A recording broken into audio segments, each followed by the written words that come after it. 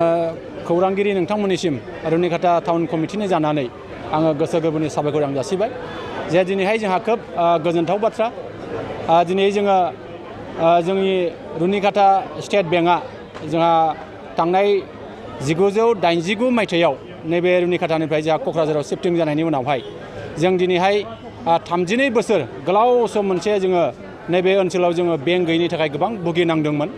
दा बे भुगिनांनायखौ नुनानै जोङो थांनाय 2021 मायथाइनि 15 मे खालि जोङो रुनिकाटा टाउन कमिटि जोङो दानानै लादों। बे टाउन कमिटिनि गेजेरजों जोङो बे ओनसोलाव गोबां माखासे अनुस्थान गायसननायनि थाखाय जोङो सिमां नुदों, थांखि लादों आरो नोजोर लादों। आरो बेनि गेजेरजोंनो जोङो थांनाय नैबे 2021 मायथाइनिफ्राय लानानै नै दिनैसिम नैबे जोंनि रुनिकाटा बाजार ब्रान्च बे बेंकखौ बेखेवनायसिम जों गोबां माखासे सौग्राव सौसि खामानि मावनानै नैबे जोंनि बेंकखौ जों दिनैहाय जों मोगथां महर होनो हाबाय।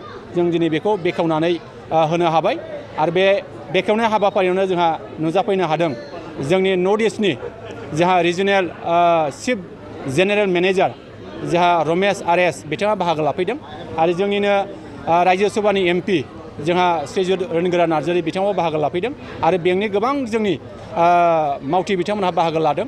जोंनि बे ओनसोलनि गोबां दैदेनगिरिफोर रायजो राजाफोर दिनैहाय लैहोर लैहोर फैनानै जोंनि बे बेंक बेखेवनाय हाबाफारियाव बाहागो लादों आरो जों बेखौनो मिजिं खालामनो हायो बे दिनैनि बेंक बेखेवनायनि गेजेरजोंनो जोङो फैबाय थानाय समाव बे ओनसोलनि जौगानायनि थाखाय जोङो जथेस्थ' जोङो खामानि मावनो हागोन।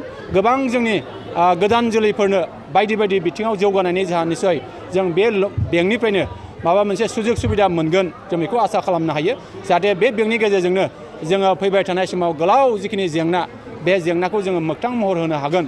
आं बेखौ खावलायगोन, आं बेखौ मिजिं खालामगोन आरो आं मिजिं खालामगोन जायफ्रा जोंनि बे ओनसोलाव जेसेबांनाखि गुबुन गुबुन बेंकआव जोंहा एकाउन्ट दङमोन, बे SBIआनो जा गुबुन गुबुन बेंकआवनो जा बिथांमोनहा जाहाथे बाहाय ट्रेन्सफार खालामनानै लाबोयो आरो जोंनि गोबां जेंनानिफ्राय जोङो निश्चय उदां जायो। बेखिनिखौ आङो दिनै साफ्रोमबो रायजो राजासिम आङो रुनिकाटा टाउन कमिटिनि जानानै आं गुरैयै खावलायहरनाय जाबाय।